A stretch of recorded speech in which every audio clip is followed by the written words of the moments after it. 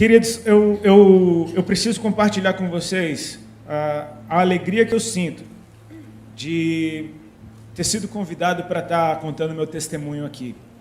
Tem 14 anos que o Senhor se revelou a mim. E nesses 14 anos Ele não parou de se revelar. Isso é muito lindo. Eu acho que é interessante a gente começar sabendo que a obra ela não termina quando ela começa. Que revelação poderosa.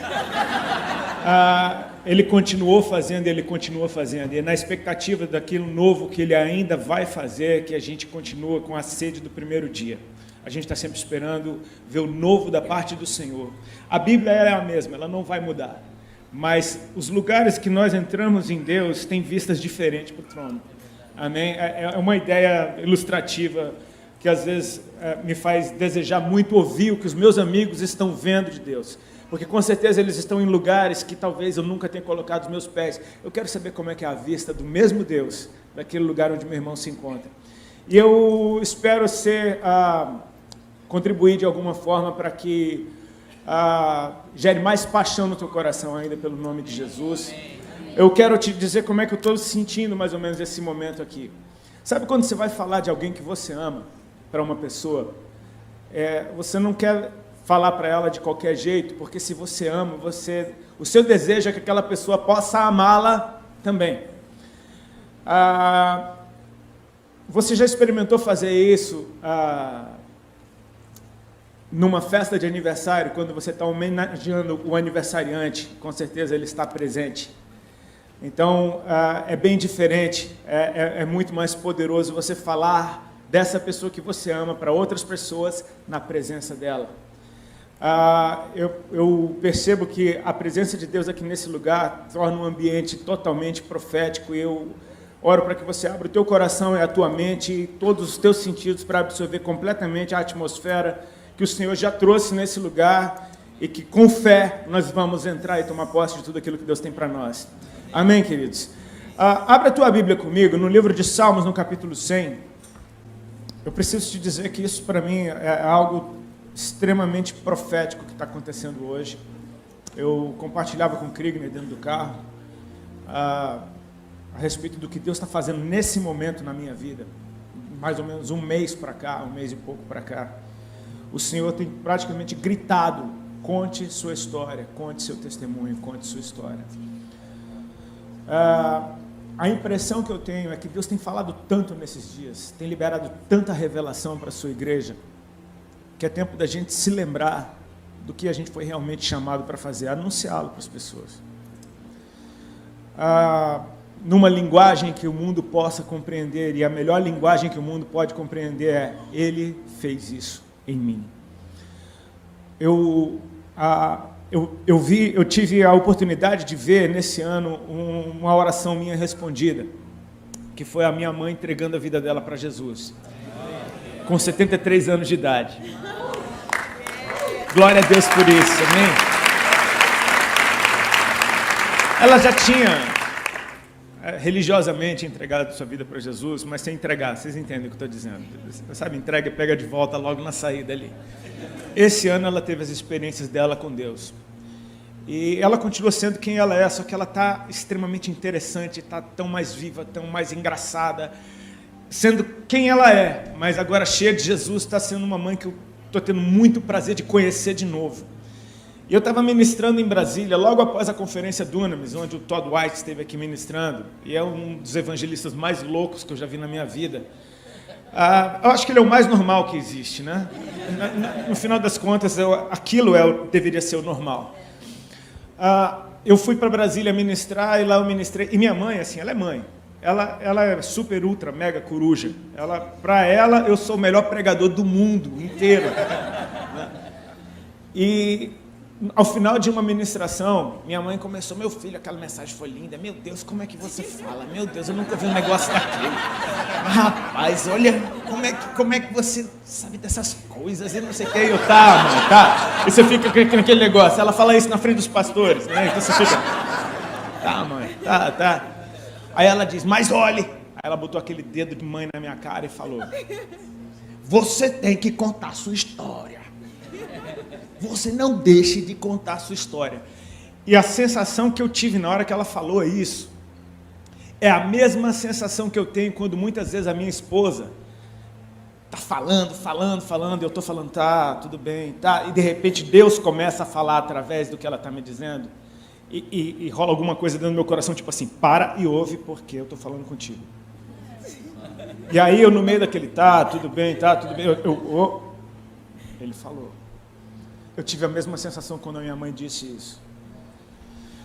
E, eu estou correndo de um lado para o outro e Deus só está falando a respeito, conte sua história, conte seu testemunho, conte sua história, conte seu testemunho. Ontem eu ministrei em Fortaleza e eu praticamente só tive que ler o texto do filho pródigo e teve muita salvação, porque tem uma atmosfera a respeito de evangelismo poderosa. Então, assim, eu estou muito feliz, Theo, com esse convite de poder estar aqui compartilhando com vocês essa história. Todos acharam o Salmo 100? Amém? Olha o que a palavra de Deus diz. Celebrai com júbilo ao Senhor todas as terras. Servi ao Senhor com alegria. Apresentai-vos diante dele com cântico. Sabei que o Senhor é Deus, foi ele quem nos fez e dele somos. Somos o seu povo e rebanho do seu pastoreio. Entrai por suas portas com ações de graças e nos seus átrios com hinos de louvor. Rendei-lhe graças e bendizei-lhe o seu nome. Por quê? Repete comigo, por quê? Por quê? Se pergunte, por quê? Por quê? Pergunte para quem está do seu lado, por quê? Para o outro lado, por quê? Pergunte aos céus, por quê? Porque o Senhor é bom. E a sua misericórdia dura para sempre, de geração em geração a sua fidelidade. Há um motivo, há uma razão para nós estarmos empolgados, reunidos, por termos saído da nossa zona de conforto, para estarmos nesse lugar. Há um motivo para esse grupo de louvor ensaiar e desejar fazer o seu melhor para Deus. Há um motivo para que todas as pessoas que servem na casa do Senhor estarem aqui, servindo a homens como quem serve a Deus. É porque Ele é bom. Eu não sei se isso já aconteceu com você, mas eu já tive muitas vezes vontade de me esmurrar quando eu lembro do tempo que eu vivi longe do Senhor e das loucuras que eu fazia. Eu pensava, eu estava louco? O que é que tinha acontecido comigo? É interessante que mesmo fora de uma vida com Cristo, fora da igreja, todas as pessoas no mundo têm alguma opinião a respeito de quem Deus é. Todas as pessoas têm alguma coisa para falar de Deus. Ainda que eles não saibam nada de Deus, eles dizem, Deus para mim é... E então vem aquela definição mais louca do mundo. Eu já vi gente dizendo que Deus é a energia, que Deus é o sol. Meu Deus. Que Deus é o amor. Deus é amor. Legal, essa daí chegou... Tá num bom caminho. Mas é interessante quando você vê gente dizendo que Deus é mau. Que se Deus existe, por que houveram aqueles atentados na França? Se Deus existe, porque tem crianças passando fome? Se Deus existe, porque aquelas barragens em Minas Gerais romperam? E o mundo fala de Deus querendo negar a sua existência. Eu acho tão bonitinho isso quando ateus tentam explicar que Deus não existe, porque eles leem tanto, cara, eles investem tanto em algo que eles dizem que não existe, que eu penso, você é o cara mais crente que tem. Porque eu, por exemplo, eu não creio em Papai Noel, eu nunca precisei ler um livro sequer para me provar que Papai Noel não existe. Agora você precisa ler isso tudo, e basta Deus curar uma gripe que acabou a sua literatura inteira. É interessante porque a gente é bombardeado todos os dias com informações de quem não ama a Deus, e o pior, de quem nunca o conheceu. Então você falar de alguém que você não conhece é bem perigoso. A probabilidade de você falar besteira é gigantesca. Falar do que você não sabe já é perigoso. Falar de quem você não conhece, baseado nas informações que você tem pela falta de experiência com ele. Queridos, eu não tenho razão alguma, nem motivo algum, para dar ouvidos ao que o mundo diz sobre o meu Deus, porque quando eu o conheci, a primeira coisa que eu experimentei foi a sua bondade. Ela veio antes do meu arrependimento, ela veio antes da minha fé, ela veio antes do meu desejo de mudar, ela veio antes de eu perceber que a vida é maior do que eu. A bondade do Senhor, ela veio na frente. Ele é bom. E a partir de quem Ele é, a gente percebe a bondade dele se manifestando em misericórdia e fidelidade, em níveis que não estão atados a condições. A misericórdia, ela dura para sempre, a sua fidelidade se estende de geração em geração. Ele é bom em todo o tempo. Ele é bom. Quando o Senhor se revelou a mim, foi um momento da minha vida onde eu estava extremamente arrogante e soberbo, não porque eu desejasse isso, mas porque as minhas feridas e as minhas crises existenciais, baixa autoestima, usaram essa arrogância e soberba como uma proteção de defesa. Você sofre tanto na mão do mundo que agora você se endurece para não sofrer mais. Você já teve seu coração quebrado tantas vezes, então você endurece seu coração para que ninguém quebre seu coração de novo.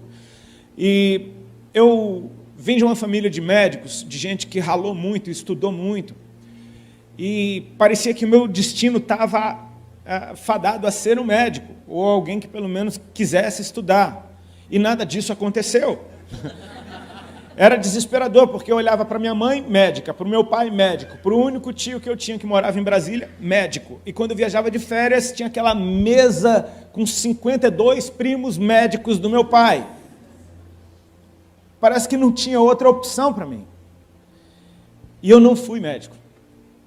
E eu olhava para a vida dos meus pais, eles naquele ritmo de plantão e trabalho, e aquela correria que não para. Quem é médico sabe como é que é o estilo de vida de um médico.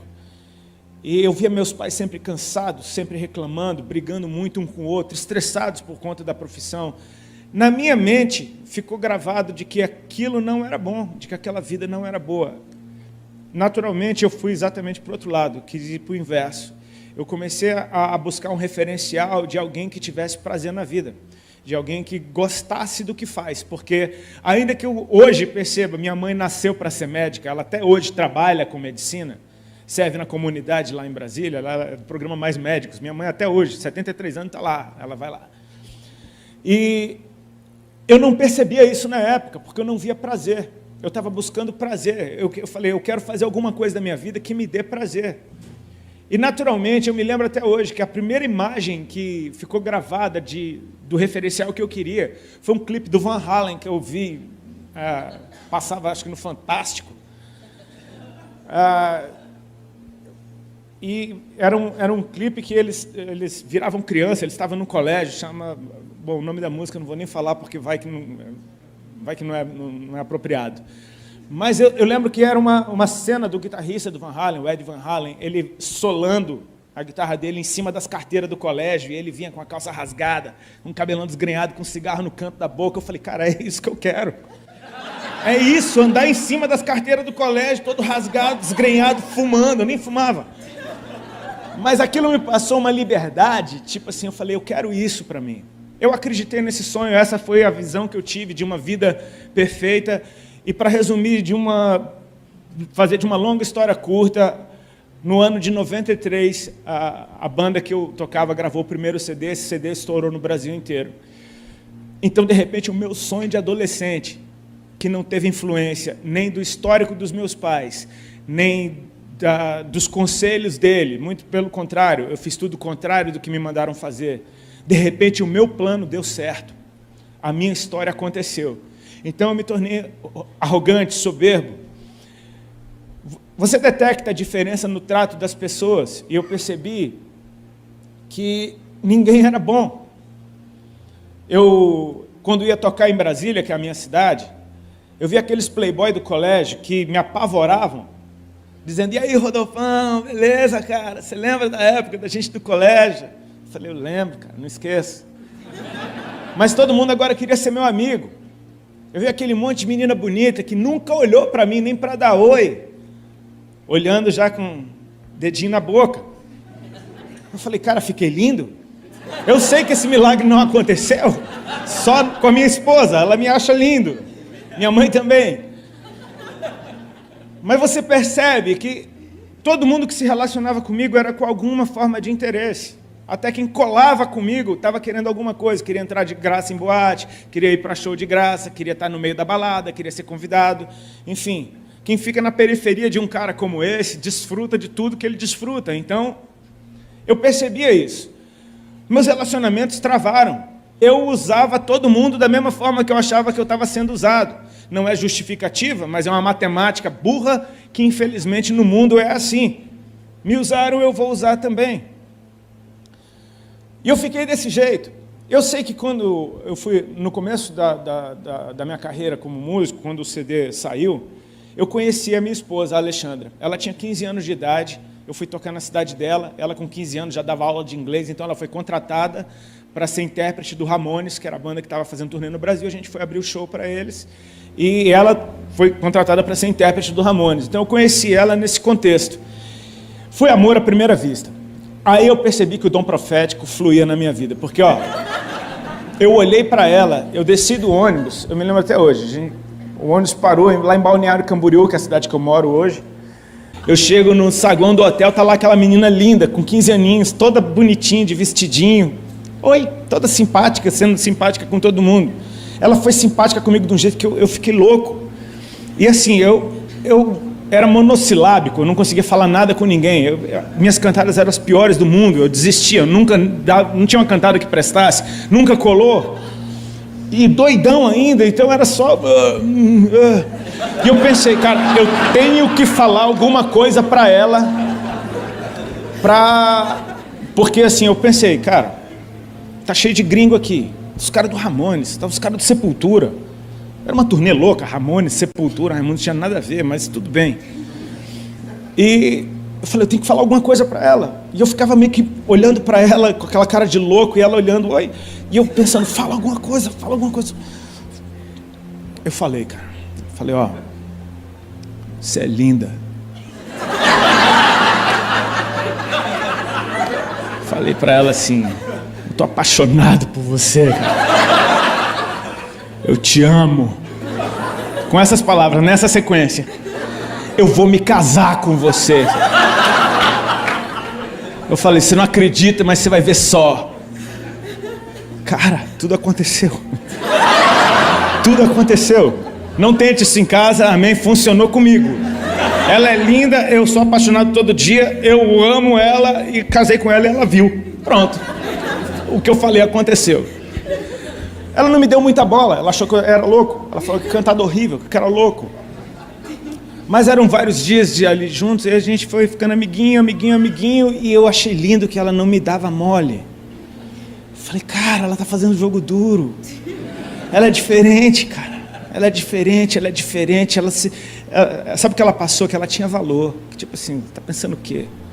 Mas ela ficou minha amiga. Ela me deu alguma liberdade de sentar perto dela, de conversar com ela o tempo inteiro. Foi super simpática, dizendo não. Eu me apaixonei. Fiquei louco. Falei, cara, com essa eu caso, de verdade. No ano de 2000, fui tocar de novo em Balneário Camboriú. Nesse tempo, a gente se reencontrou algumas vezes, esporádico, umas 5, 6 vezes a gente se reencontrou na vida. E eu vi a Alexandra crescendo.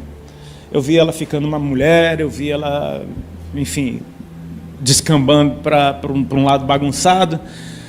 E em 2000 reencontrei a Ali. Eu fui tocar na cidade dela, fiquei no mesmo hotel que a gente se conheceu e ela apareceu lá. E quando eu vi a Ali, ela estava completamente diferente da Ali que eu conhecia. Ela já não era mais uma menininha de 15 anos pura. Ela estava muito louca. Cabelo todo coloridaço, com alergia que descia na testa, assim, de tanta droga que ela usava. Estava linda, mas com aquela alergia. Aquela alergia era meio exótica. Uma alergia exótica. Ela era da rave. O amor que a gente sentia um pelo outro estava ali ainda. Ainda que os dois estivessem muito bagunçados. Ela estava muito bagunçada e eu estava igual eu estava, só que pior por o tempo na bagunça. Eu sei que daquele dia até hoje ele nunca mais desgrudou. Ela largou tudo que ela estava fazendo em Balneário e, resumindo, em um mês ela estava morando comigo aqui em São Paulo. E aqui a nossa vida começou um conto de fadas e em pouquíssimo tempo virou um pesadelo. Ela arrumou um emprego muito legal numa boate. E ela era hostess da boate, uma boate Playboy lá no Itaim. E ela tinha que ficar todas as noites com uma lista de playboy que entrava, playboy que não entra, playboy que entra, playboy que não entra. Tomando cantada de playboy a noite inteira, ganhando droga de todo mundo. Ela tomava êxtase toda noite. Eu falava, cara, isso está ficando pesado. O estilo de vida dela me chocava. Eu achava que eu era super natureba perto dela.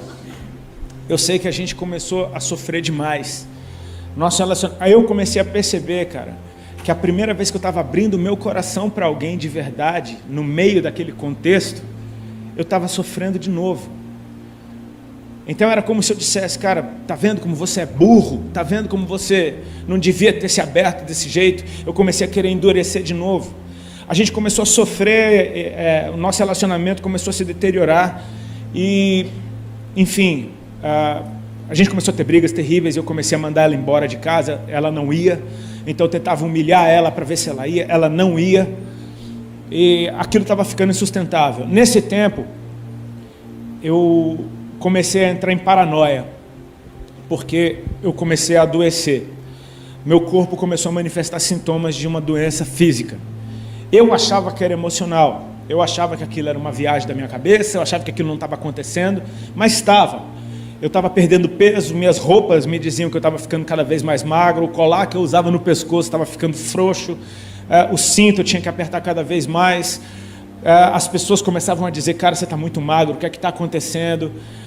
Começava a rolar conversa, dizendo, não, ele deve estar com AIDS, ele deve estar com AIDS, e eu desesperado com aquela situação, nada de eu ganhar peso. Começaram a aparecer caroços debaixo do meu braço e na região da virilha. Eu me lembro que apareceu um, eu achei que era uma íngua, não desaparecia, apareceu outro, apareceu outro, apareceu outro, apareceu no outro braço, apareceu na virilha, e quando eu vi eu estava cheio de caroço, que só aumentava de tamanho, de quantidade, e aquilo se estendia por 1 mês, 2, 3, 4, 5, 6, 7 meses, 8 meses sofrendo com esses caroços, e era um sofrimento silencioso, porque eu não tinha coragem de contar isso para ninguém, porque a realidade do que estava acontecendo na minha vida denunciava de que eu não era tudo aquilo que eu achava que eu era. Aquela verdade estava me confrontando e estava dizendo, cara, você não é o super-homem, você é frágil. E eu estava me sentindo extremamente fragilizado no meu corpo, na minha alma, porque meus sentimentos estavam arrebentados naquele momento, ou seja, eu me tornei uma pessoa extremamente amarga. E foi aí que Jesus começou a colocar o plano dele em prática. A Ali carregava sementes dentro dela. A Ali, ela veio de uma família que foi da igreja, que não estava mais nos caminhos do Senhor. A Ali tinha sido aquelas pessoas que aceitou Jesus umas 350 vezes na vida. E toda vez que a vida dela estava difícil, ela ia para uma igreja, aceitava Jesus de novo, pegava a vida dela na volta, mas aquele momento do Doril, ela experimentava, tipo, a dor sumiu, Jesus, tu és muito bom, obrigado, mas até a próxima. Ela nunca tinha tido um compromisso com o Senhor, mas ela tinha sido exposta inúmeras vezes ao amor de Deus, ao ponto dela sempre voltar para Ele. E isso é muito lindo a respeito do nosso Senhor. A misericórdia dEle, ela dura para sempre, cara. Ele nos perdoa constantemente. Ela não tinha ainda a revelação de quem Ele era. Então, ela fez o que ela acostumada a fazer a vida inteira, tinha sempre dado certo. Ela correu para os pés do Senhor por causa das dores dela. Ela falava, Senhor, se o Senhor mudar minha situação com o Rodolfo, eu nunca mais te largo. E o que acontece é que naquele momento da vida dela, ela começou a se tocar de algumas coisas cruciais. Ela falou, cara, Deus me chamou a vida inteira e eu nunca respondi. Isso que está acontecendo comigo hoje é fruto das minhas escolhas. Ela falou, eu vou levar Deus a sério. E ela começou a arrumar um telefone de uma pastora, que deu telefone de outra, que deu telefone de um monte de irmã, e daqui a pouco ela tinha um círculo de oração de gente que orava por ela. Umas irmãzinhas lá da Vila Carrão, que, estava direto com ela no telefone, e ela começou com uns papos de crente dentro de casa. Eu falei, que conversa é essa? Virou crente agora, ficou louca, está querendo nada de santa. Eu estava totalmente resistente a tudo aquilo, eu não queria nada de Deus. Minha vida já está uma droga, ainda a mulher vira crente. Eu falei, pelo amor de Deus, onde é que isso vai parar? E ela se envolvendo cada vez mais. Era o tempo todo, era toda briga, ela ligava para uma irmã, para chorar para as irmãs. Eu falava, meu Deus, nem sei quem são essas pessoas, está falando da nossa vida. Eu viajava para fazer show com a banda, ela ia para a periferia, passava o fim de semana na casa das irmãs. E as irmãs não tinham tempo ruim, meu amigo. Era culto todo dia, o dia todo, era monte, era vigília, ela voltava tendo que descarregar isso em alguém, e era eu. Eu não aguentava aquilo. Eu sei que eu fui resistindo, daqui a pouco ela veio com uma notícia: essas irmãs vão vir aqui em casa. Eu falei, falei, isso não está legal. Mas eu não tinha moral alguma, eu estava completamente arrasado dentro de mim, eu não tinha nem autoridade para dizer, não vem, acabou. Não, eu falei, quando é que elas vêm? Segunda-feira. Eu falei, então segunda-feira eu vou fazer alguma coisa, não vou ficar aqui. Ela falou, só que são 7 segunda-feira. Aí eu, poxa, 7 segunda-feira, toda segunda-feira eu vou ter que arrumar alguma coisa para fazer. E eu fiz o meu plano, e eu falei, cara, eu vou ficar fora, não quero saber de crente, não quero saber dessas irmãs loucas, não quero, a mulher está ficando louca, minha vida já está horrível. E eu fugi, só que aí teve uma vez que eu esqueci que elas vinham. Quando elas chegaram, eu estava lá, eu falei, e agora o que eu faço? Aí a Ari falou, fica. Eu falei, tá bom. E foi chocante, porque aquele grupo de irmãs parecia a minha avó, cara. Todas elas pareciam minha avó. Eu falei, meu Deus, eu pensava, Ali, como é que você anda com um povo desse? Eu falei, essas são as irmãs, meu... Chegaram lá, tudo simplesinho, daqui a pouco começaram a orar, e elas, ultra, mega, hiper pentecostais, cara, elas deram lugar rapidinho ao Senhor. E daquele jeito delas, né? Pulando num pé só, rodando, correndo pela casa, karatê, dando espadada. Elas não se intimidaram nem um pouco com a minha presença e com estar na minha casa. Eu era um intruso naquele lugar. E eu me senti assim, eu me lembro que eu me senti extremamente intimidado. Quando a primeira começou a orar em línguas, que ela eu lembro dela dar uma sapateada no chão, já desatou a língua estranha, daqui a pouco todas pegaram, e daqui a pouco o que está acontecendo? Eu fui encostei na parede, eu fiquei com os olhos arregalados, coração desesperado, vendo aquelas mulheres correndo pela casa. Eu falei, cara, ficou tudo louco isso aqui. E daqui, cara, Deus tem o jeito dele. Daqui a pouco lá vem uma, ela fez a tangente no sofá, eu lembro até hoje da curva que ela fez no sofá. Ela veio com o dedo já, tacou o dedão na minha cara e falou, o irmão, a voz dela já estava assim, o irmão já aceitou Jesus? Cara, foi tipo Capitão Nascimento. Falei, já? Já? E a Ali estava do lado, a Ali falou, quando? Eu falei, não. Eu estava enquadrado, eu falei, cara, eu estava com medo, era muito medo. Hoje é engraçado, mas na hora não foi. A irmã entendeu, ela falou, você quer aceitar Jesus, filho? Eu falei, quero.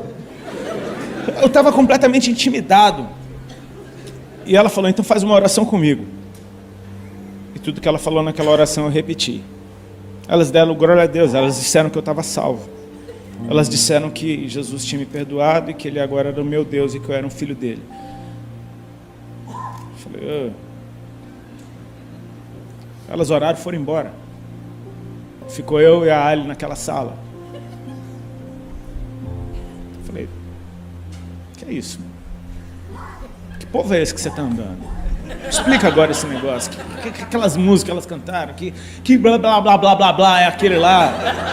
Falei, tá louco, pelo amor de Deus. Enrolei uma bomba, fumei. Falei, não tô aguentando, doido pra fumar.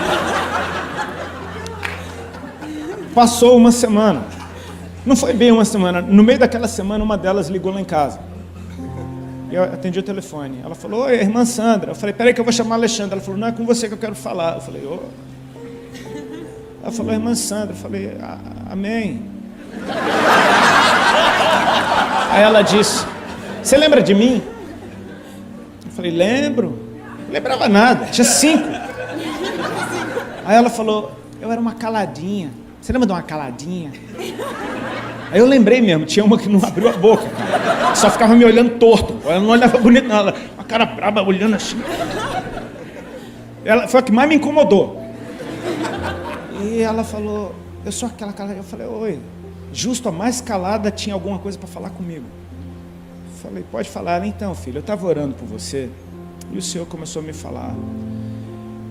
E o Senhor começou a falar para ela coisas a respeito do meu relacionamento com a Ali, da forma que eu olhava para ela, o que eu enxergava nela. Eu falei, a Alexandre contou tudo para a irmã, né? A irmã está só aqui fazendo a ponte para resolver nossa situação. E eu, por educação, falei, é verdade, Estava dando muita bola, esperando a ligação terminar. Daqui a pouco, Deus começou a falar algumas coisas a respeito da minha vida. Sabe quando a palavra ela entra lá no fundo do teu coração, parece que alguém deu um mergulho dentro de você? E aquela mulher da periferia estava falando coisa a respeito da dor que eu tinha. Ela falava, Jesus mandou dizer isso para você. E assim foi lindo, porque... Desculpa. Eu sou desses caras que anda falando no telefone andando. E tinha um espelho no corredor. Eu parei na frente daquele espelho, o cara estava chorando. Só de ouvir que ele me amava. E aquilo assim, atraiu meu coração. Porque eu falei, cara, tem algo maior. Veio a segunda-feira seguinte e eu não relutei, eu quis ficar. Eu já falei, poxa, qual é? Sabe a curiosidade, o Senhor ele toca a gente com a curiosidade. Ele não mostra tudo e Ele nunca vai mostrar tudo. Isso é lindo a respeito dele. Ele vai manter a gente buscando sempre. Eu queria saber, como assim? Vieram aquelas irmãs, fizeram aquela gritaria na sala, correram, pularam, gritaram. Eu já não fiquei com medo, eu já estava acostumado. Parei, fiquei fingindo que eu estava orando, só mexendo a boca. E de repente, cara, uma delas, ela veio na minha direção, fazendo a curva no sofá. Eu falei, já sei o que vai acontecer, ela vem orar por mim. Isso é interessante a gente saber como a gente se torna religioso rápido. A gente já sabe tudo que vai acontecer. Eu falei, não, ela vai vir aqui na minha direção, ela vai orar por mim. E foi dito e feito, e ela veio. Só que ela não veio com o dedo na minha cara, ela veio com a mão na minha cabeça. Ela botou a mão na minha cabeça e ela parou, e ela começou a orar em línguas. Eu, naturalmente, não entendia nada do que ela estava falando, eu simplesmente fiquei quietinho no meu canto. No meio daquela oração, ela tomada, cheia do Espírito Santo, ela baixou a mão até a minha barriga. E ficou orando com a mão na minha barriga. E eu achando aquilo tudo estranho, de repente ela parou, e sem nenhum drama, sem nenhum floreio, sem nenhum tom de voz diferente, ela me entregou um recado. Ela falou, irmão Rodolfo, com essa naturalidade, ela falou assim, o Senhor Jesus está mandando te dizer que nessa tarde Ele está te curando de um câncer no estômago, para você saber que Ele é Deus, que Ele te ama e que Ele tem uma obra para fazer na tua vida. E aquilo foi tipo um soco. Eu me lembro do calorão que eu senti na hora, eu me lembro de um pinguinho de sorriso que apareceu na minha boca, tipo, porque são as boas novas, Ele tem boas notícias para nos dar, Ele é bom. Por pior que eu estivesse, o que Ele tinha para falar a meu respeito era algo bom. E eu comecei a pensar, meu Deus, eu tenho 28 anos de idade, como assim? Câncer? Isso não faz sentido. A gente começa a fazer conta, tipo, mas eu sou muito novo. Daqui a pouco eu comecei a pensar, cara, eu tenho uma dor de estômago há 2 anos que não passa. Falei, que estranho isso. Aí comecei a me lembrar, meu Deus, eu estou perdendo peso há muito tempo. Meu Deus, eu estou cheio de caroço espalhado pelo corpo há tanto tempo. Falei, cara, tudo isso é sintoma. Eu ouvi as conversas de doença dentro de casa. Daqui a pouco eu me toquei. Por que eu ouvi as conversas de doença de câncer dentro de casa? Porque o meu avô, pai da minha mãe, morreu de câncer de estômago. Porque 2 tios, irmãos da minha mãe, morreram de câncer de estômago. Porque 2 tias, irmãs da minha mãe, tiveram que arrancar um seio por causa de câncer. Eu falei, cara, isso estava na família. Eu comecei a pensar, só que ficava dentro da minha cabeça, Ele está te curando. Ele não estava simplesmente dizendo que eu tinha, Ele estava dizendo que Ele estava tirando. Eu nunca vi ninguém, uma ministração de cura desse jeito, porque não foi repreensão da doença, não foi sai em nome de Jesus, foi um recado. Ela disse, Ele está mandando te dizer que Ele está te curando, para você saber que Ele é Deus, que Ele te ama e que Ele tem uma obra na tua vida. E o que aconteceu? Aquilo se manifestou no meu físico.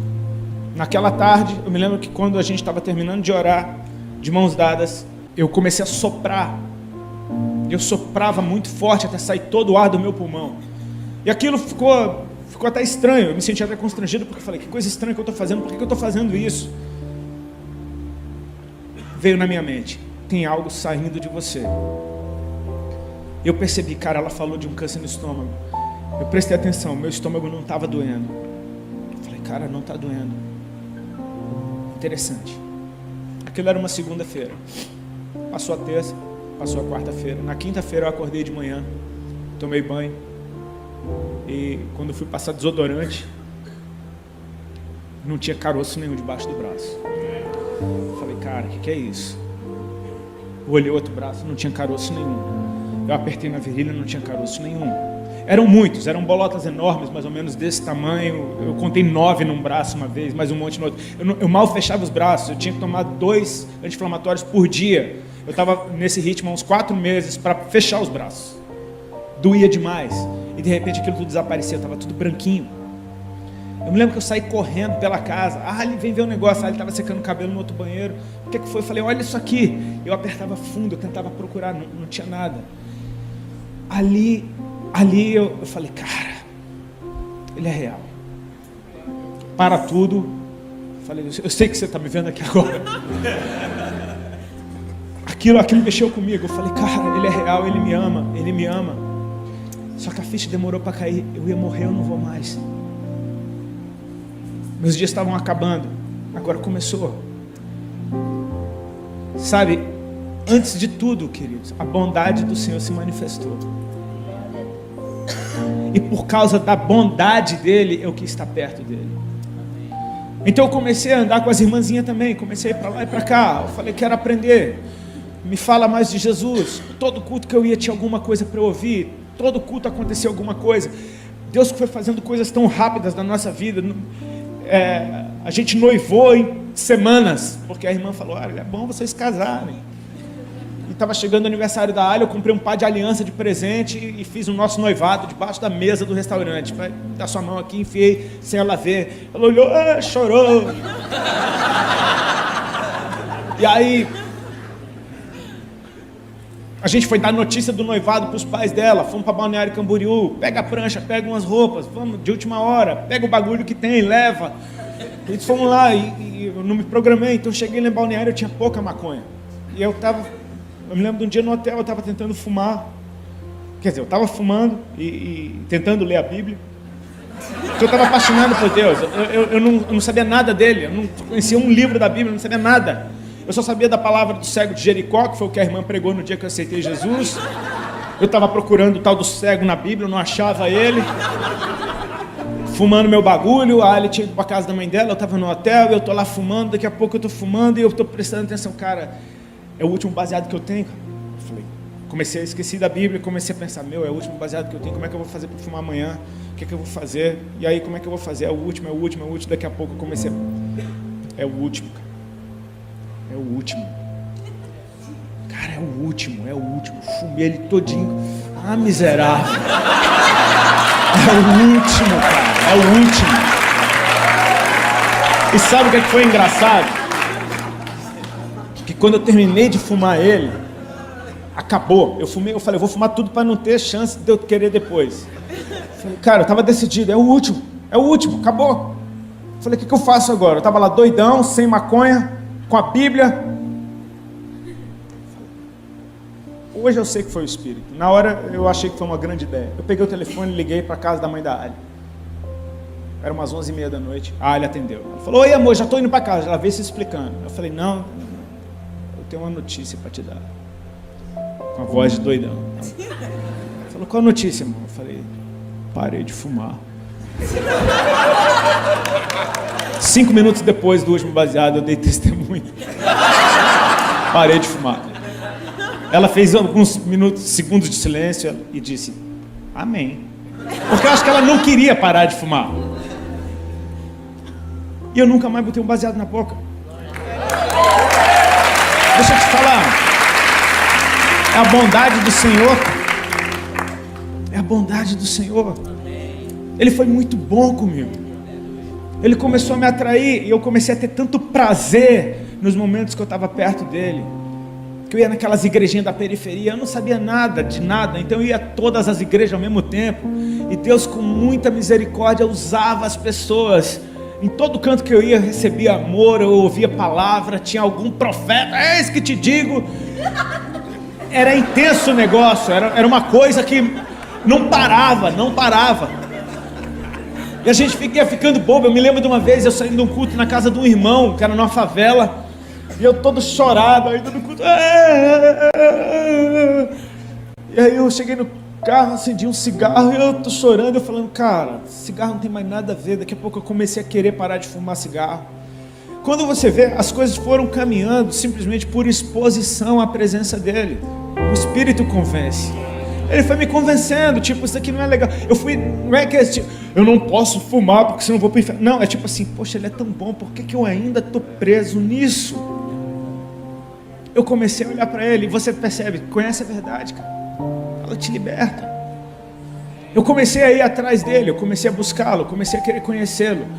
E nessa inocência de simplesmente se mover por aquilo que meu coração estava me impulsionando, porque em questão de meses eu estava noivo, não fumava mais maconha, estava ficando gordinho, engordei 19 quilos em 3 meses. Virei uma bolinha, todo mundo percebendo, tá gordinho. Agora eu começava a ouvir bullying. E eu estava amando aquele bullying, porque eu falei, cara, esse bullying, ele testifica de que eu estou curado, não é viagem, está acontecendo. Eu apertava debaixo do braço o dia inteiro, só para ver se não tinha nada ali. Então, sabe aquele dia que você fala, poxa, será que isso não é uma viagem da minha cabeça? Apertava debaixo, não é. O Chechel até brincou uma vez, né, meu batera, ele é cheio de tiradinha, ele não pode ouvir uma tiradinha dessa, uma oportunidade. Eu estava uma vez contando um testemunho e ele ouvindo, eu estava falando que, eu falei, irmãos, tinha vezes que o meu sovaco pregava para mim, porque era só apertar debaixo do braço que eu me lembrava que Jesus era real. Aí eu vi o Chechel caindo na risada. Esse cara tá rindo. Daqui a pouco ele chegou, Rodi, sabe como é o nome do teu sovaco, cara? Falei, qual? Aí ele, é Axilas Malafaia. Aí ele pregava pra você, cara. Falei, meu Deus do céu. Isso é coisa do Chechel. Quem conhece ele sabe que ele é uma figura. A mente dele trabalha muito rápido. Eu sei que esse processo o Senhor, ele foi se revelando para mim naquele nosso estilo de vida recluso. Era eu, a Ali e as irmãs. Só que ao mesmo tempo eu estava tendo compromisso com a banda todo fim de semana. Eu tentava me comportar normal. Cara, eu tentei muito ser normal. Eu tentava, só que eu já não fumava mais. Só parou de fumar, parei. Estranho. Minha conversa começa a mudar. Estranho. De repente, eu começo a me sentir mal naquele ambiente. De repente aquilo ali já não está mais agradando o meu coração. De repente eu começo a perceber por que esse desgosto que eu estou sentindo. Por que eu não tenho mais prazer nisso? Sendo que eu tinha. Eu comecei a perceber, cara, eu estou ficando diferente. E eu percebi que Jesus estava me dando uma vida real agora. Agora eu tinha uma vida real, agora eu tinha uma vida, cara, eu tinha vontade de falar com os meus pais, eu tinha vontade de contar para eles que eu não usava mais droga, eu tinha vontade de compartilhar isso com todo mundo, tinha uma vida real acontecendo ali. A bondade do Senhor, Ele me atraiu para Ele porque Ele é bom. E tudo que Ele estava fazendo na minha vida era tão bom que eu falei, cara, isso é muito bom. Todo mundo vai achar bom. Quando todo mundo souber como Deus é bom e que Ele me fez bem, todo mundo vai achar bom. Só que chegou um tempo que eu não aguentei mais ficar lá. E para mim foi algo que se eu pensasse muito, eu não sairia da banda. Só que chegou um fim de semana que naquele fim de semana foi meio que o papo do esse é o último. E eu decidi que aquele era o meu último fim de semana com a banda. Naquele fim de semana eu decidi, cara, esse é o meu último fim de semana. E aí eu dei a notícia para eles na segunda-feira. E na segunda-feira eu saí oficialmente da banda. Eles ficaram muito bravos comigo com toda razão. Com toda razão. Você mudou de vida, tomou uma atitude que mudou a vida de todo mundo ao teu redor e ninguém escolheu isso. Natural, ficaram com raiva. Foi um período que eu conheci a bondade de Deus por outro prisma. Porque agora minha vida ficou um caos. Agora todo mundo que me amava me odiava, agora minha família achava que eu estava louco, agora meus amigos desapareceram, agora eu era a vergonha daquela geração que me aplaudia, agora eu era o traidor do rock, agora eu era um cara que não pensa em ninguém, agora, e eu estava querendo só dizer para todo mundo, cara, ele é bom, o que ele fez em mim foi bom. Cometi muitos erros, porque depois com o tempo você aprende que a melhor coisa é ficar calado, simplesmente deixar Deus fazer a obra dele. Eu quis me justificar, e parece que quanto mais eu falava, mais complicava tudo. Eu sei que a gente entrou num período que eu acho que eu comecei a entrar numa certa depressão, mas a gente percebe que essas estações, elas te empurram para mais de Deus. É uma pressão tão preciosa, porque do jeito que você está, você vai morrer, cara, você vai enlouquecer, você precisa se mover, e aquela pressão empurrava para dentro de Deus, tipo, cara, eu ia para a palavra de Deus, eu não entendia nada, mas eu queria conhecer, e aí a palavra começava a me dizer o que estava acontecendo comigo. Eu me lembro de um versículo, cara, que esse me marcou, quando eu estava chorando um dia, sofrendo, todo mundo me xingando, eu li: bem-aventurados sois vós, quando nos perseguirem, injuriarem e mentindo fizerem todo o mal contra vocês, grande é a sua recompensa, porque fizeram assim com os profetas que vieram antes de vocês. Eu falei, cara, o que está acontecendo comigo então? Você começa a perceber que tem algumas preciosas promessas da Bíblia que ninguém quer pôr na caixinha, tipo, vocês serão odiados de todos pelo meu nome. Eu comecei a perceber, cara, isso é por causa do nome dele.